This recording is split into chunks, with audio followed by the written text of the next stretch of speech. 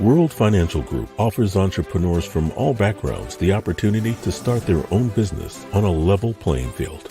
Dr. Yana Woodhouse, receiving the WCM Wall Street Pioneer Award by the United Black Wall Street of America, Inc., is one of those entrepreneurs. I see WFG and TFA as a place where African Americans with an entrepreneurial mindset can flourish. And the bonus, we help families and serve the communities across the country. To learn more about us, go to worldfinancialgroup.com. We are the sons and daughters of the soul. We are resilient and forever forward-thinking. We ask for nothing else than the opportunity to live and to create the lives that we were meant to live. We want nothing but an equal chance at options and possibilities. The same possibilities and options to live out our potential as our fellow man. We want to be heard, understood, and expressive in our reality. We are the future. We are the creative. We are here.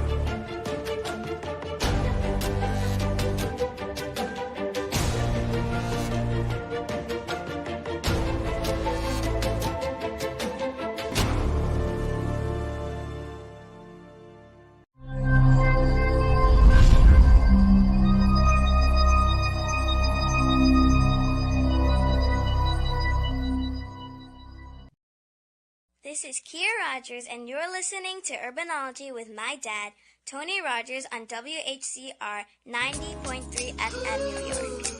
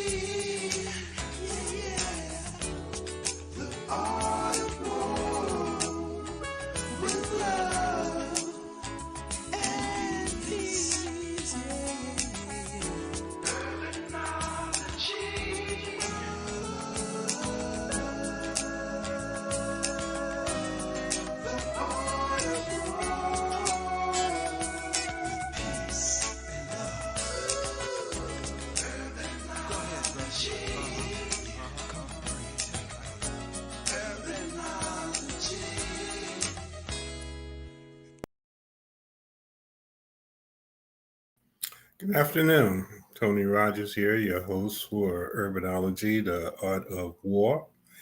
And for some of the new viewers, my birth certificate is, the name on it is William Anthony Rogers, which is what my mom, who's in heaven now, always reminded me to make sure that people know that Tony Rogers was not my birth name. It's a nickname that friends and associates know me by. So a lot of people will say, well, where does the art of war comes from? So it comes from William Anthony Rogers. Plus, I taught Sun Tzu's version of the art of war while I was at City College. I was there for a number of years. And that was a book that allowed for me to understand a lot about strategic planning and strategy. Nevertheless, we're in the midst of summer now. We're in July, and wow, before you know it, it's going to be cold again. The summer just goes by so fast. But one of the interesting things about summer is that there are a lot of activities, and I would like to make sure that people are aware that, of course, coming up this weekend, Friday, Saturday, and Sunday, there will be a festival in Wrinkles. Where is it?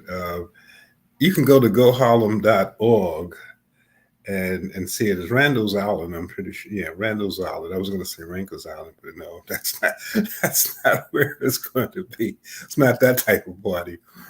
But on Randall's Island, if you go to goharlem.org, you'll see the information about the Harlem Festival of Culture, which is really kind of a retake on the event that took place a number of years ago at Mount Morris Park. Then it was Mount Morris Park. It was Marcus Garvey Park now. So they're rehatching that with the entertainment. It's a 3-day event. And of course, Harlem Week is coming up. For those who are veteran Harlem Week followers, the great day is not going to be the last Sunday in July, the 31st. It's not going to be that the 30th of it. It's going to be on the 13th of August. Harlem Day is always the third Sunday in August, and that will be on the 20th. But my first guest today is a young lady that I had the opportunity to interview her and her partner, and Darren Roberts. She's the promoter of the HBCU All-Star Classic. It will be the first of its kind at Rucker Park, coming up in August the 5th. But our conversation today will be on that. We'll touch it, but it's really, she has a new book out about being a vegetarian. And as you know, I've written a lot of information about how healthy eating is healthy living. And many of you might have read my article, which surprised a lot of people, that of groups in America, Blacks, which comprise African and Caribbean Americans as a group, are the largest group of vegetarians in America.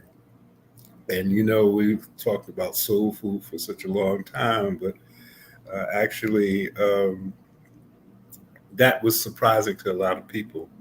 And of course, high blood pressure, all of those types of things, health-related issues that come from some of the food that we eat is partly, I think, the reason for that. And my second guest at the second part of the show, actually, we had lunch yesterday and had all of the soul food that we wanted. It was only plant-based at Vegan Hood, which was great. They have a great potato salad, mac and cheese, and all those types of things that we used to like, but it's plant-based. So that's the way a lot of stuff is going these days. And Charlie Bell will come on in the second half. But for now, I would like for you to meet my first guest, Rachel Eva Naughton, who is this is the first time I've seen the beautiful Rachel. Thank you. We've had a chance to talk a lot, and Rachel, let's talk about your book first. We're going to talk about the HBCU, but one of the things that I'm always interested in is health and wellness. Tell us about your book and how you found yourself at a point where you were going to write about being a vegetarian. Well, what made me and what inspired me to write, the name of the book is Embracing Veganism. So there is a difference between vegetarianism and veganism. That is true. And I do explain that in the book. So I do want to correct you because you mentioned vegetarianism, and I'm a strict vegan, which means that I don't eat any dairy, no animal flesh, no animal products altogether. Uh-huh. So sometimes if it's like cross-contamination is what we call it. So if we go to a restaurant, like a flexitarian type restaurant, you know, they may have a vegan menu, but they'll also have, you know, they'll serve other, you know, different food dishes and different diets, whether it's pescatarian, they'll serve fish, you know, meat, steak, you name it. So that is the difference in a vegan restaurant and one that is a flexitarian. So I'm a vegan. I don't eat any animal flesh whatsoever. Dairy, no cheese. Some people say, do you eat eggs? Eggs is considered non-vegan, but a vegetarian would eat eggs and cheese and milk. And you look healthy. Healthy. I feel healthy. So what inspired me to write Embracing Veganism? I went away to Jamaica. That was a leisure trip, and the food, the chefs, they were amazing. And when I landed, I was starving. So I walked into the restaurant in a hotel, and I asked for a vegetable soup, which contained lentils, no chicken, no chicken broth, no animal stock whatsoever. So when they served me the bean soup, it had meat products in it. So I said to the waitress, I said, "Ma'am, there's meat products in it, and I want vegetarian. No, I mean I want vegan." And I think she'd mistaken vegetarian for vegan. Mm-hmm.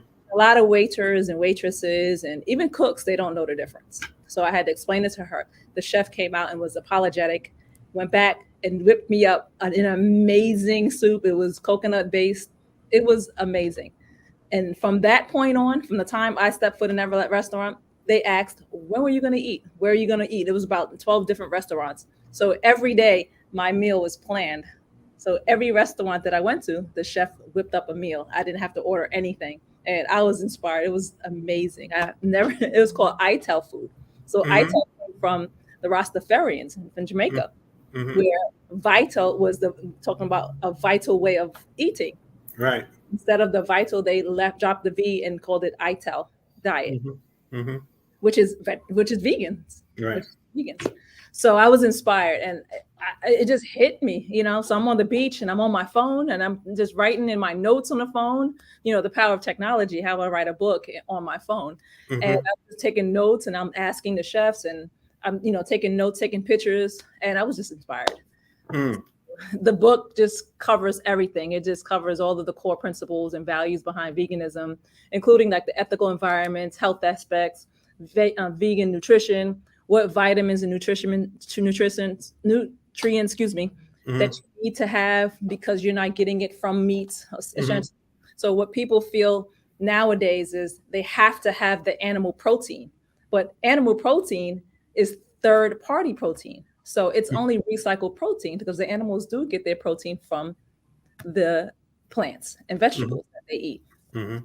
Or sometimes it's pumped inside of them. And that's when you have hormones mixed. That's what makes it poor for our diet and our bodies. Mm-hmm. So, that all inspired me. And since I was a little girl, I did not like the idea of eating meat off of a bone. I was an animal lover. And I still am today. But it was hard for me to eat chicken off the bone. So if there was a chicken leg, it was hard for me to eat that and enjoy it. And I would always ask, "What is this? What is that?" Just all across the board. So as I got older, I eliminated the red meat. I didn't like the way it looked. I couldn't fathom the idea of having blood on my plate. So that was scratched probably in the early 90s.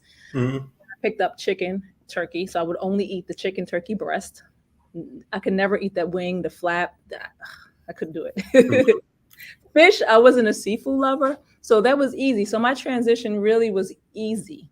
But it wasn't easy to the point where I understood the nutrients and vitamins that I needed. So I had to do the research. I had to do a lot of reading, a lot of researching. I even contacted doctors that was on IG and what do they think? And a lot of times, especially in Western medicine, they don't believe in the vegan diet. Mm-hmm. Right.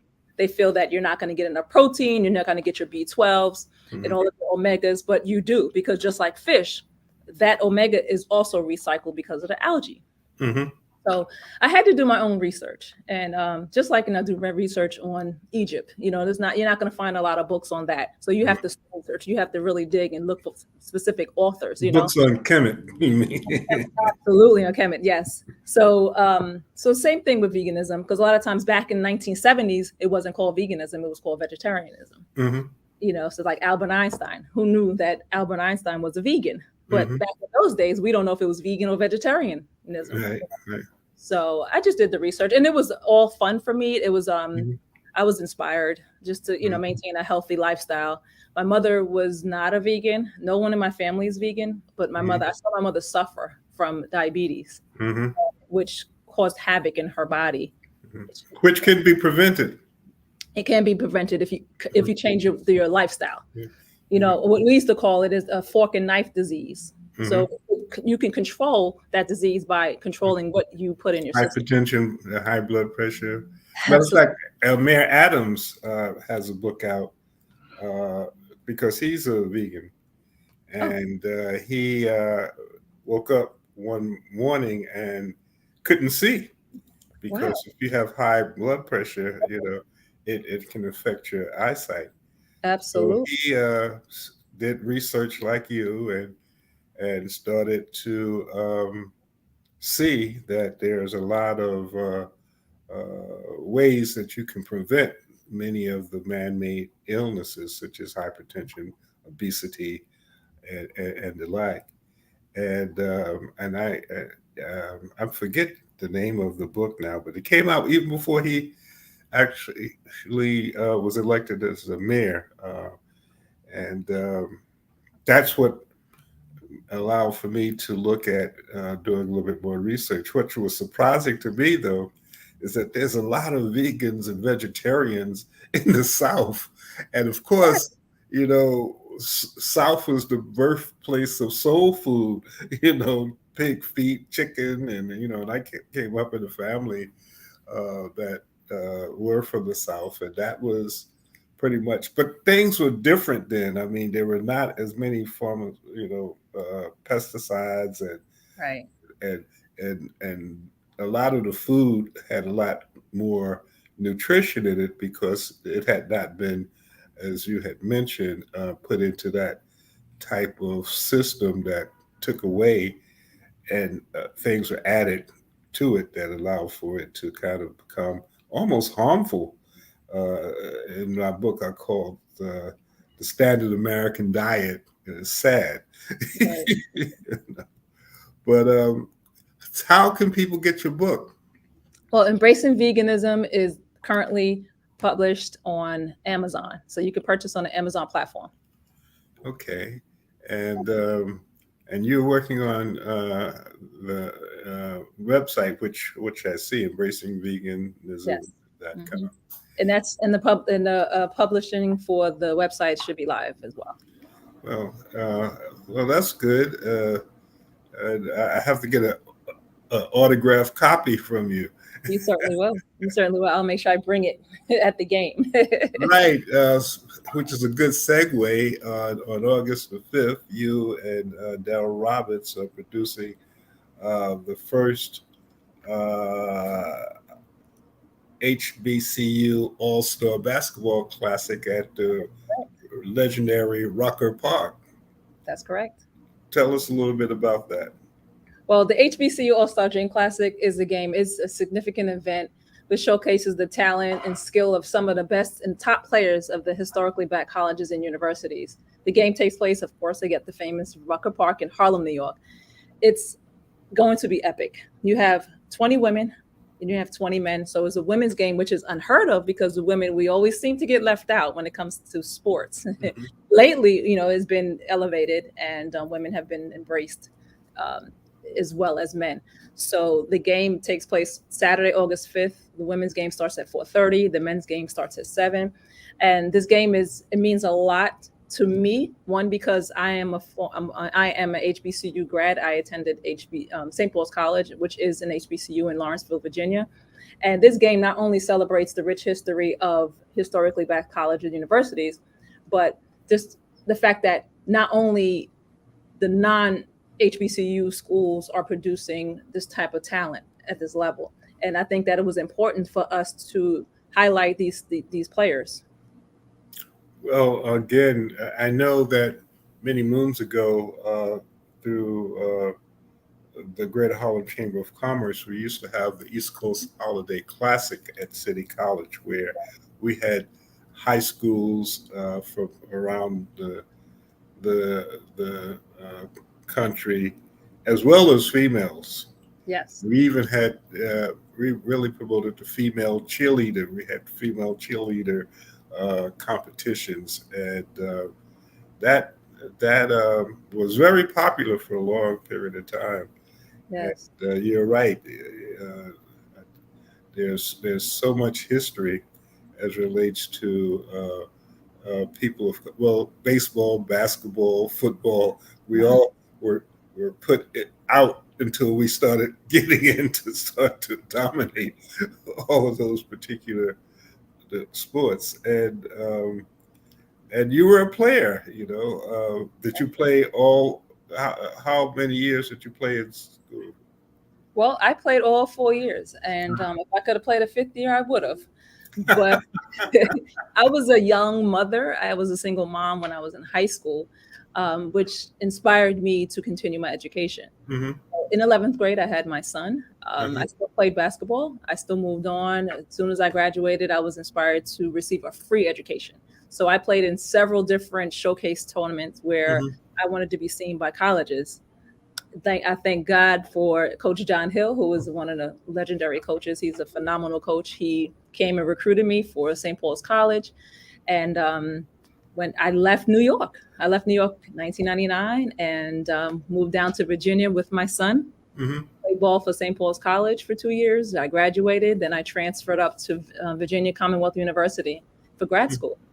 Now, where were you living in New York? I was living in Brooklyn. Okay. In Bushwick Avenue. All right. I was born in Brooklyn. My father had a property in Brooklyn and Queens. Queens was the bigger house. It was 11 of us at one point. My mom was 11 children. It was 11 of us. My dad had My goodness. 8 children. He actually had more. I do have, half sisters, brothers, and I love dearly. And You almost had two teams, right? I have nieces. That are older than me. I love them dearly. I love our family. Family. I'm very family oriented, and my dad I guess he loved children. He loved family as well too. and how old is your daughter now? My son is. Your son. My son just turned 31. Wow, you don't look like you are 31 yourself. You can pass for about 20 or 25. Maybe that's a good plug for your diet, right? It's the water. I drink plenty of water. And it's funny because I stick to my alkaline water, and I have a dear friend who delivers water to me religiously, and he's just like an angel, euphoria water. He just delivers water to me. It's alkaline. I drink that. I have a story. Matter of fact, on the 5th, I have to bring you my book because I talk about alkaline water and how water is extremely important, especially how we drink it, and either spring water, alkaline water. Those are things.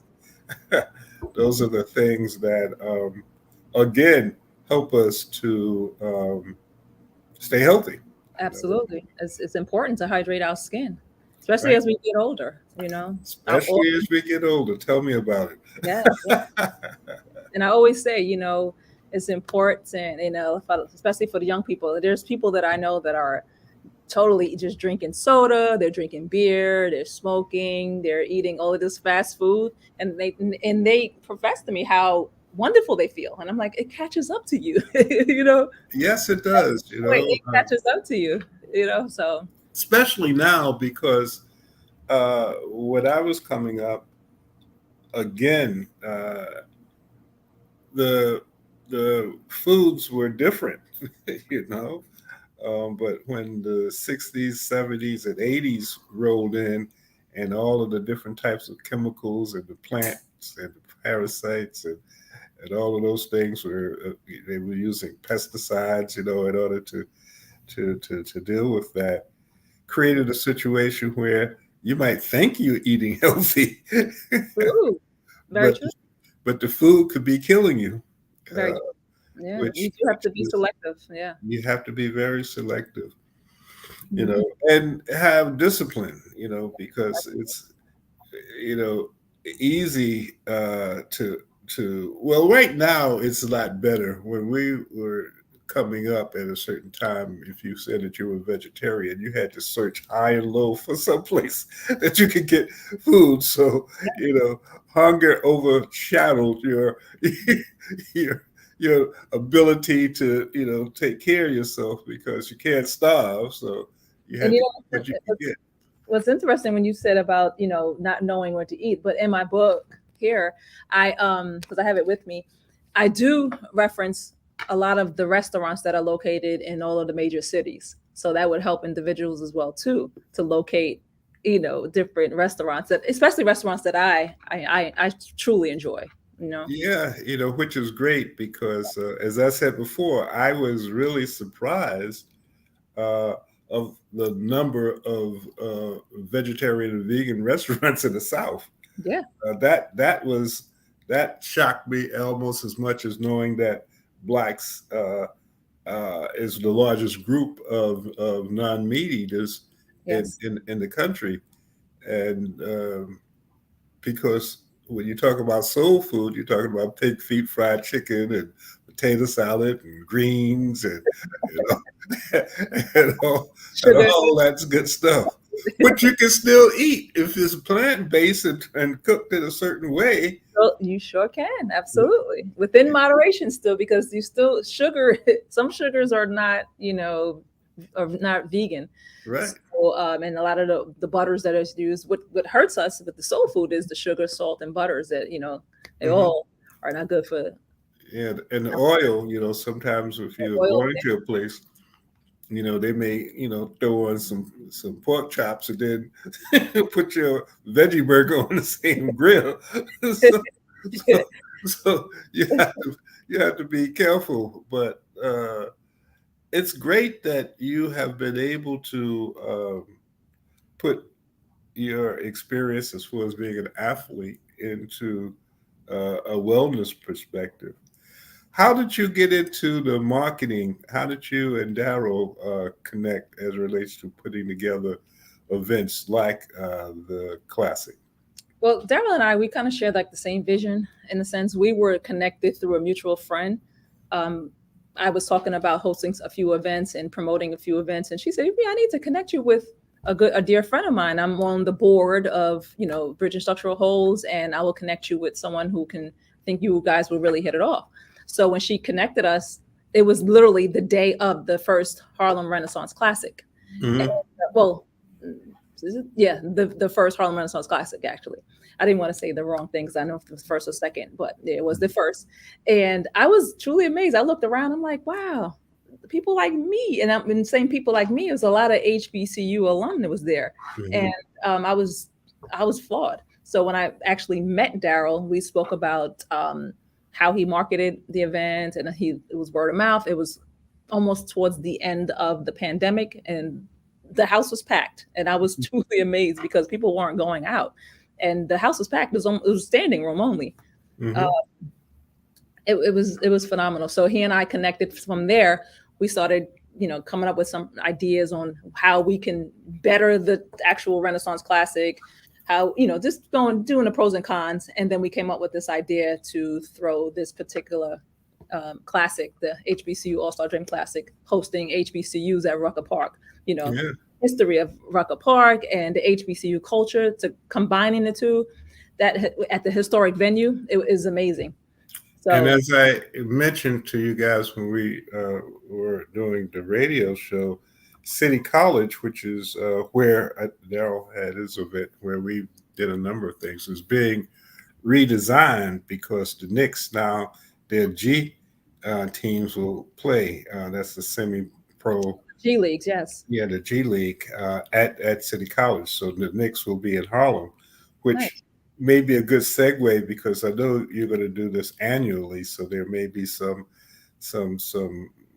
connection as it relates to working with City College and again, Yeah. especially after they redesign the gym so that they can accommodate a more professional play. So that's coming next year. So who knows? That may That's be something that you And may. that's one of the reasons why we're doing the game, to promote awareness and exposure, because the game will help bring awareness to HBCUs and their athletic programs. It Mhm. allows the players to gain exposure to a wider audience, including professional scouts, because we invited agents and Mhm. other basketball enthusiasts. So, like Slam's going to be in attendance. So this exposure can potentially lead to opportunities for the players to continue their basketball careers at higher levels, Mhm. such as professional leagues overseas. Mhm.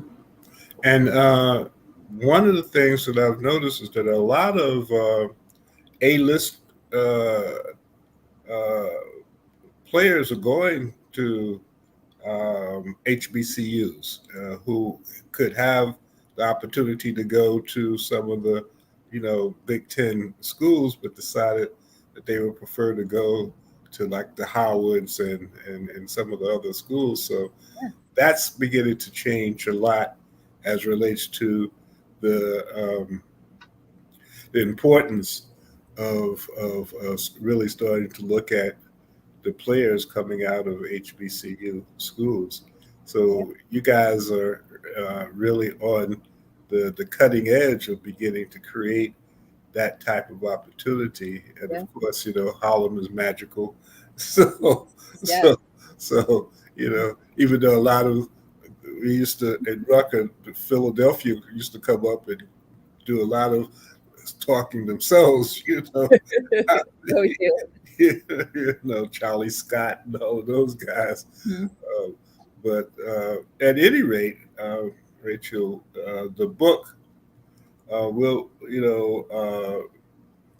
talk about that again, embracing veganism, Embracing veganism. on Amazon. Yes. And what's really good, you have locations, so if people are traveling, they can know where they can go, right? Exactly. And the book now, it also has recipes, dessert, breakfast, lunch, and dinner. It gives a meal plan. So it's actually you can use it sort of like a daily guide in a sense. Well, that sounds good. So we'll have to make sure that we continually promote embracing veganism. And I'm not sure, we didn't do it last year, but for a number of years, we had a Harlem Holistic Wellness Week that focused on things like what you eat and how you live naturally from a holistic standpoint.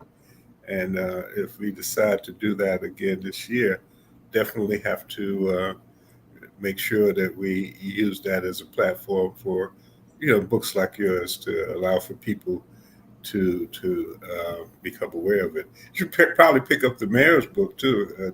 Maybe I'm definitely going to check it out. Eric Adams. Yeah, I'm going to check it out. To do it. And I want you to stay around because our next guest is a brother that actually I just met yesterday, but I was impressed with him. And we're working, we being the Harlem Tourism Board, on creating a site, goharlem.org, which is in the process of it is there now, but we're looking to make that actually the marketing arm of the Harlem tourism and hospitality industry. And a good friend, Phil Harvey, who was part of my City College experience, introduced me to Charlie Bell, who does a number of things with digital work. And I said, well, the timing is very good because the things that you're doing, we would like to incorporate that into the goharlem.org stuff. So I said, why don't you come on and we can talk? And plus, as I said before, you should, based on the things that you do, Rachel, this may be certain things that you might want to connect with, which is the whole idea of urbanology is to bring people together. So stay with us, and I'd like to welcome Charlie Bell, who is a very creative young man. And as I said before, we had a plant-based lunch. So all things happen for a reason, right? Veganhood. Do you have veganhood in your book, Rachel? I have vegan what? Veganhood is a vegetarian. Where is it located? In New York? Yeah. I believe I do. Yes, right on 8th Avenue, Frederick Douglass. I believe I do. Yeah. It was, but Charlie, tell us a little bit about yourself and what you do. Hey, Tony. Thank you for having me on the show. I run a company called Digit Interactive LLC, and I always say the digit part is, your actual finger touching computer screens or your phone screen. But Digit Interactive is a mobile app development and creative agency that brings brands, stories, and experience to life through technology, art, and design. And so we've designed a couple of mobile apps. A couple of them are Harlem-based. I did one for the Mount Morris Park Historic District, a walking tour of, I think I have like 10 points of interest on that mobile app. And then I did another one in Harlem, partnership with the Getty Images Black History and Culture Collection. And I have a mobile app with 70 points of interest, all featuring images from the Getty Black History Collection. As I say, the app talks about or takes you to the people, places, and events that made Harlem the center of Black culture and the most famous neighborhood in the world. And I also have another app, walking tour in Soho, doing one for the Soho Cast Iron Historic District. Again, it's a walking tour with an app based with an app as well. But again, with images, a lot of the images in that particular app come from the Museum of the City of New York. And lately, I would say in just this year, 2023, I've been delving into augmented reality, web-based augmented reality. And so why don't you explain what that is? Because a lot of people may not know, including myself. Absolutely. Augmented reality is an interactive experience in which a real world environment is enhanced with a computer-generated visual element, be it a sound or stimuli or something else. But it's a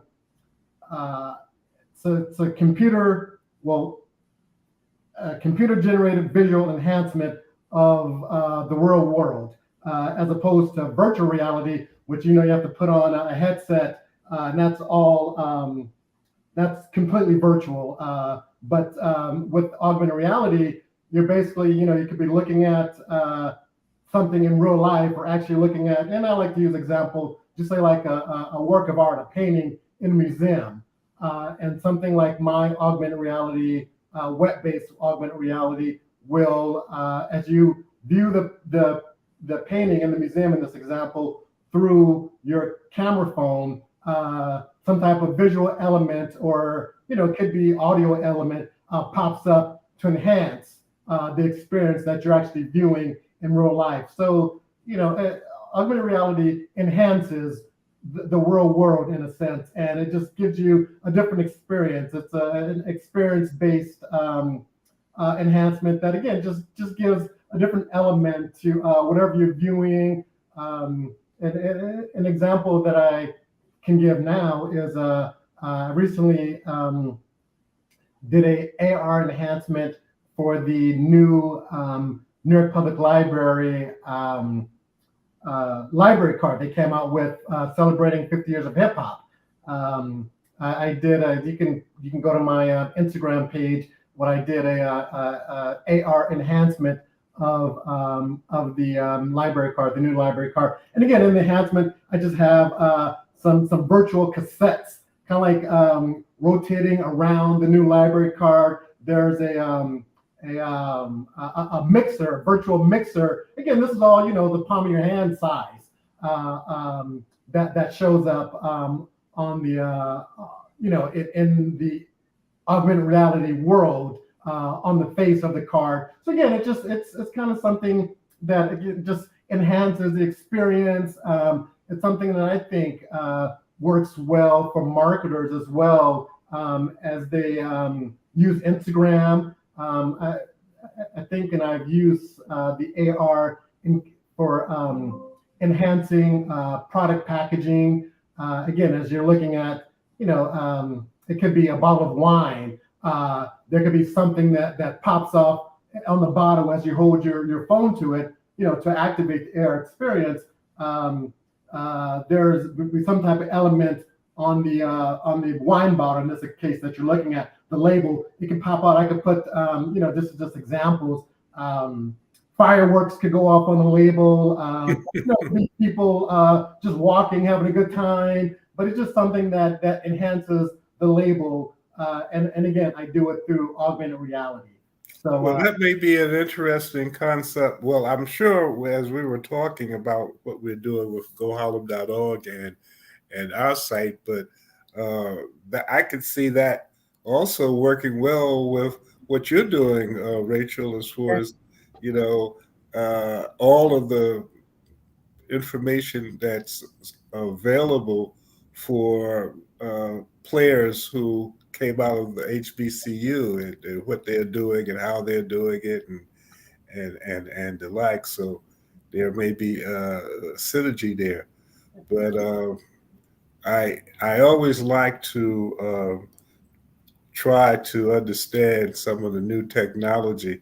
I know when my daughter went to college, it kind of gave me a setback in what I knew, even though in many years ago, I think you might know Bruce Lincoln, we worked together. I was at City College, he was at Columbia, and we really introduced information technology to the Harlem community. Actually, had a grant to have the Harlem Partnership Center, which is a place where we would teach really seniors because they were taking care of their grandchildren who would come home with homework and they had no idea what to do, and it was a way to begin to get people involved. So after Kia went to school, and the stuff that I learned, as I was saying before, 3 or 4 months after I finally learned how to do something, it was they don't do that anymore. They do this and they do that. Right. So it's something that constantly changes, something that constantly tells you to have to keep on top of it. Yeah. You were listening to all of this, Rachel. You're a little younger than I. There may be some ideas that might have come to your mind. You have any thoughts or questions you might have for Charlie? Yeah. So essentially, you are doing like digital marketing. So are you using AI? Not AI at all. As a matter of fact, just thinking about this conversation today, I would have to say that I know very little about AI, artificial intelligence. My focus has been on the augmented reality part of it. And I think part of my reluctance to even probably read about artificial intelligence is I'm scared of what it might be able to do. Right. It's always kind of like these doomsday scenarios are going to take everyone's job. Yes. But for now, the examples that I've seen, the AI doesn't take it to the next step. Like, for instance, I saw one report where they asked AI to build a website for someone. And it was just a very basic website. It didn't have really any bells and whistles on it. Maybe that's the advantage that the humans will continue to have over AI, unless, until eventually maybe they get to that point. But from what I've seen from AR generated projects, at least in this space, it's been very limited and really not as creative and with a lot of the bells and whistles that I think a lot of people would require or expect. So.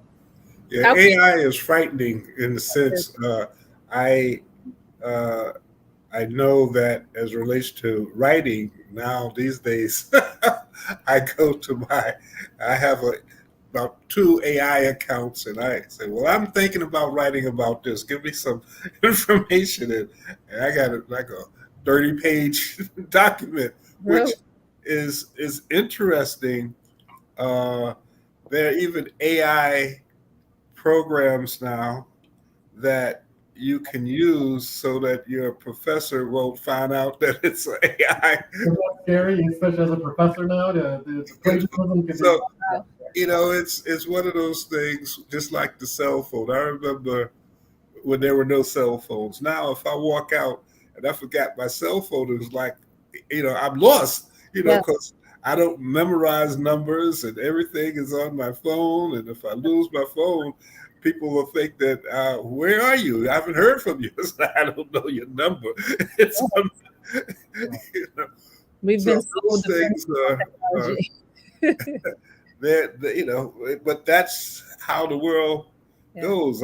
When I hear about AI, it makes me, you know, think about the Terminator and all of that stuff, where the Yes, machines start to take over, you know, and which is, I mean, operations, all of these types of things. But you hit it really well, Charlie. Right, pretty soon to work at McDonald's, you're going to have some sort of uh, technology experience in order to work some of the, you know, you can't be a waiter if you don't know how to deal with, you know, some of the handheld devices that allow for those things to happen. You know, well, I seen on TikTok where there was a McDonald's. I don't remember what state it was in, but there was a McDonald's that was fully ran by robots, fully. And I have to say, I went to I was in Los Angeles and went to a Rally's, Rally Burgers, and the drive-through, that was all AI. It was so weird, but actually, you know, I'm kind of hate to say it, but it worked at the same time. You know, they asked the questions, they got the order right. You know, I hate the fact that a person's job was possibly replaced by this, you know, basically just a voice.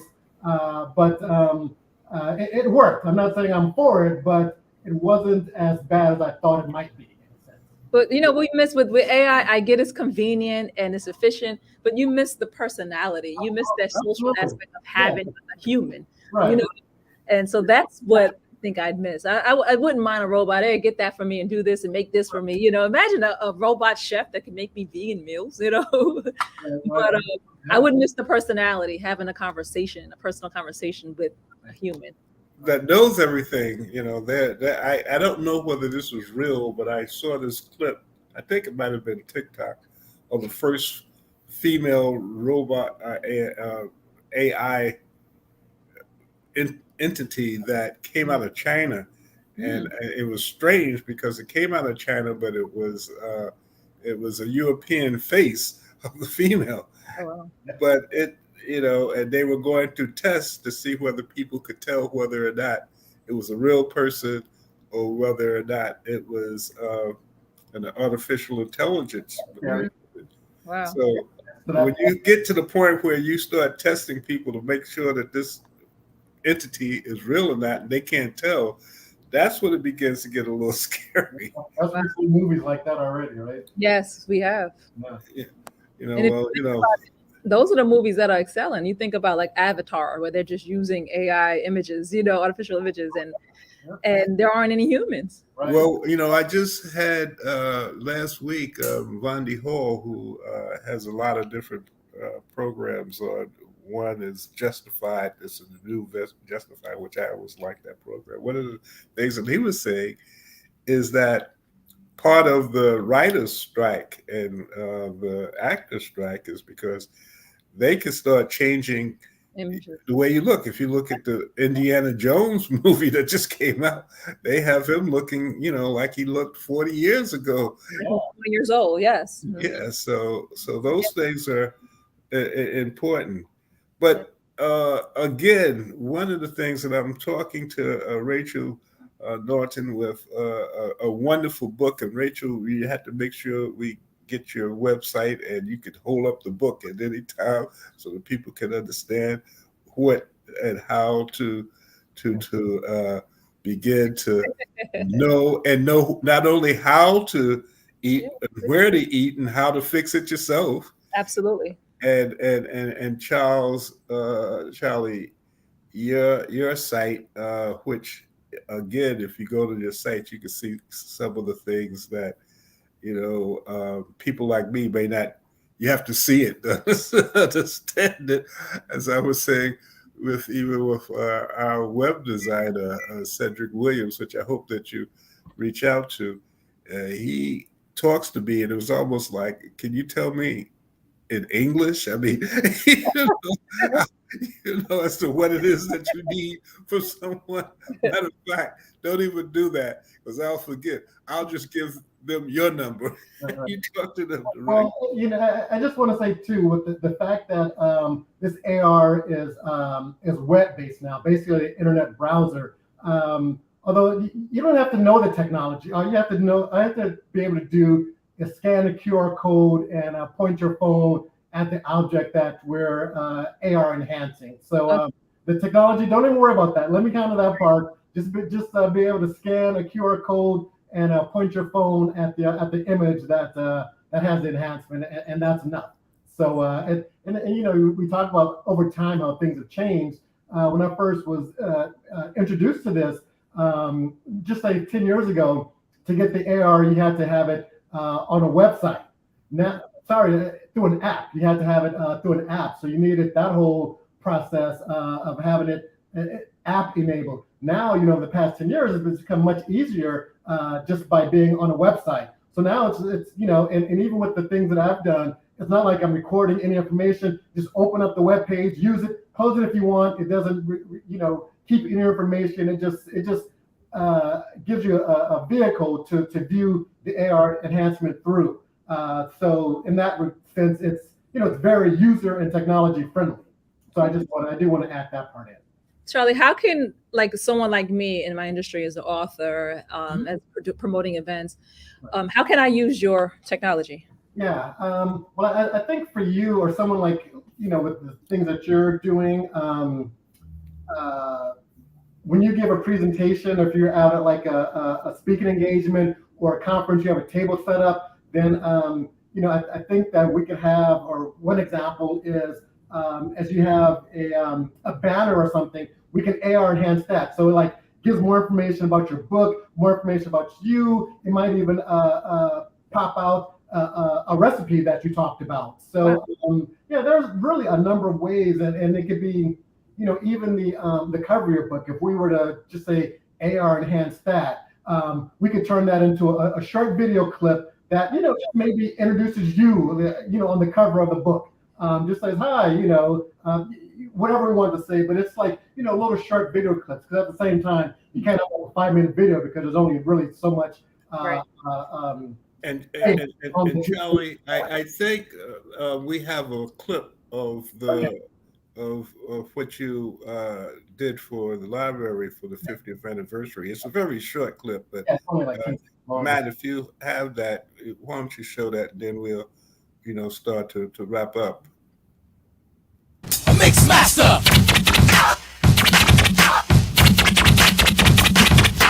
Ice.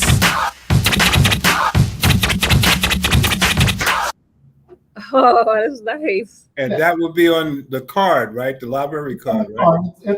It's yeah. If you hold up the card and point your phone, if you have the AR activated website or browser page open, you point your phone at the card and you get that experience. You get not the music, but you get the you know, the cassette tapes running around, and it's actually a mixer, that image that's on there that pops up. So yeah, that's what you get. Yeah, so that's what happens. That's what you get when you aim your phone at your at that new New York Public Library 50 Years of Hip Hop library card. Now, if we do with the goharlem.org site, is there a way to implant that in the site if someone goes to the site and they have their phone? I think we have to figure that out, Tony. But and it's something I'm sure to do. I haven't had to do that just yet, but I'm sure that's something that can be done. And also want to point out too that I have a couple other short tours in Harlem that could go on the goharlem.org site. One that talks about 5 art installations in Harlem by Black artists. You know, for instance, I have the Elizabeth Catlett Invisible Man sculpture at 150th and Riverside. I have there's like 2, one on 125th Street and then 145th Street. You know, Black artists installation in the public subway system there. That again, you point your camera phone at these images, and in this case, the artist Wikipedia page pops up. So again, you know, it allows people to learn about different, you know, the different artists that created this work. Again, this particular one is 5 uptown public art installations by Black artists.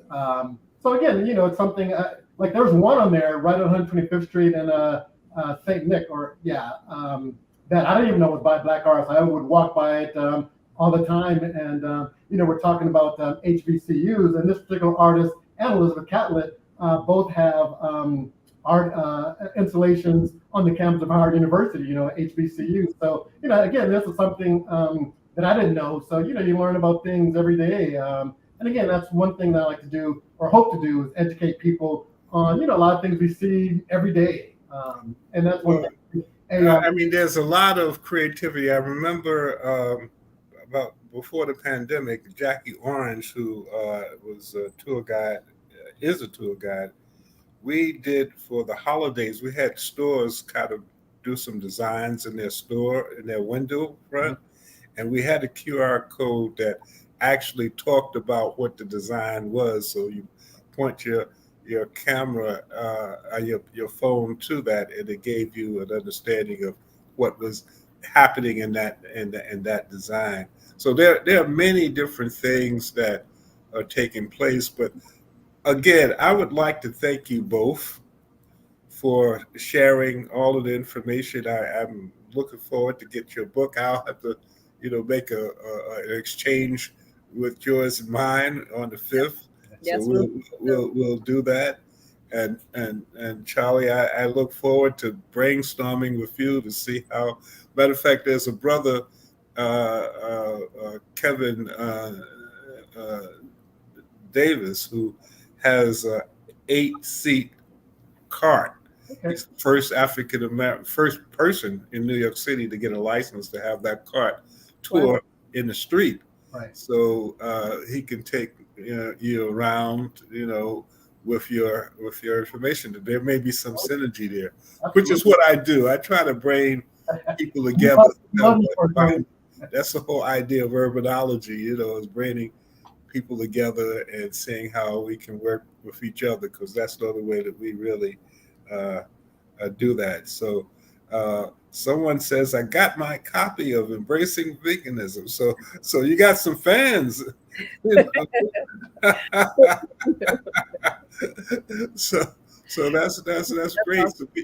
So that's great. So thank you both for and we will actually have you both on at some point, because Charles, I'm sure you're going to be doing some things with Harlem Tourism Board. So there'll be a lot of, this is just the first.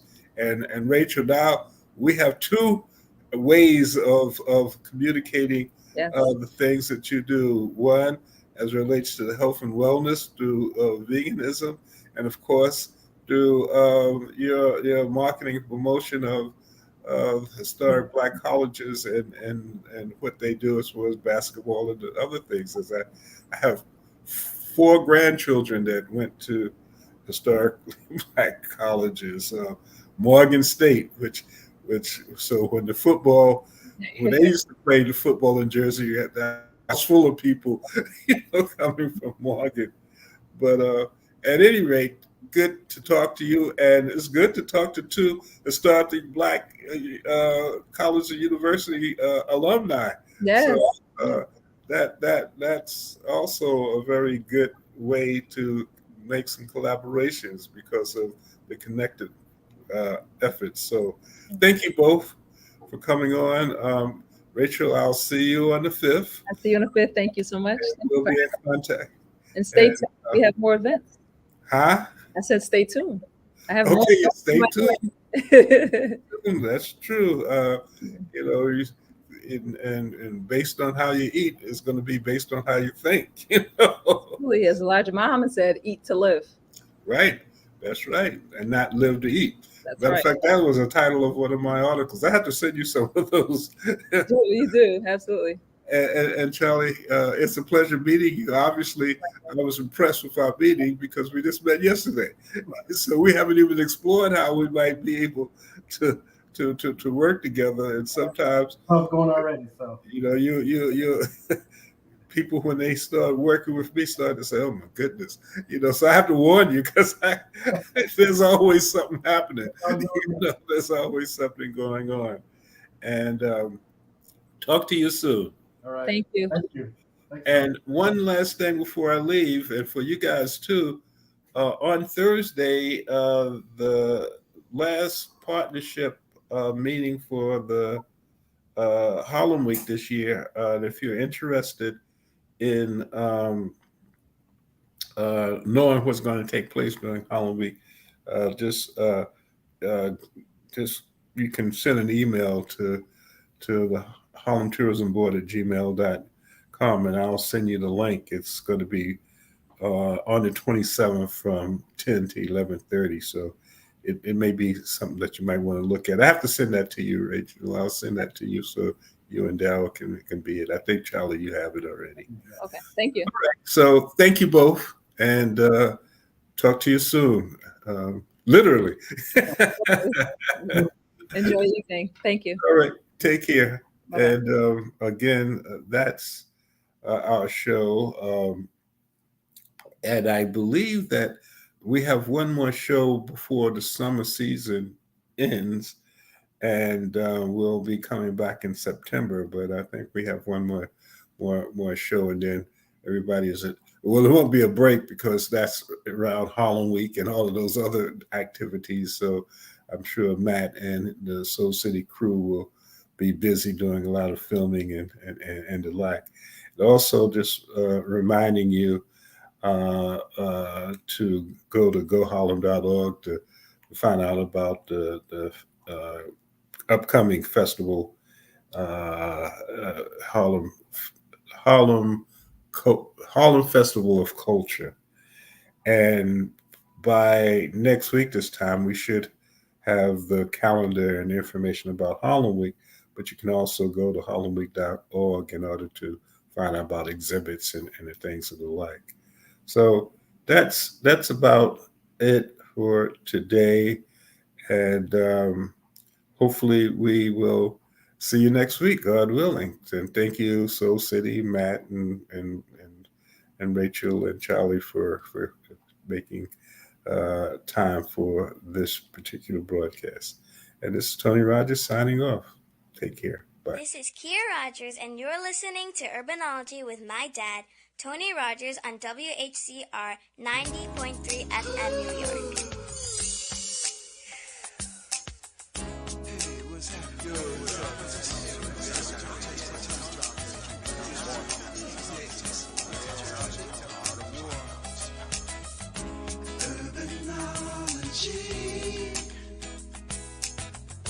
Urbanology.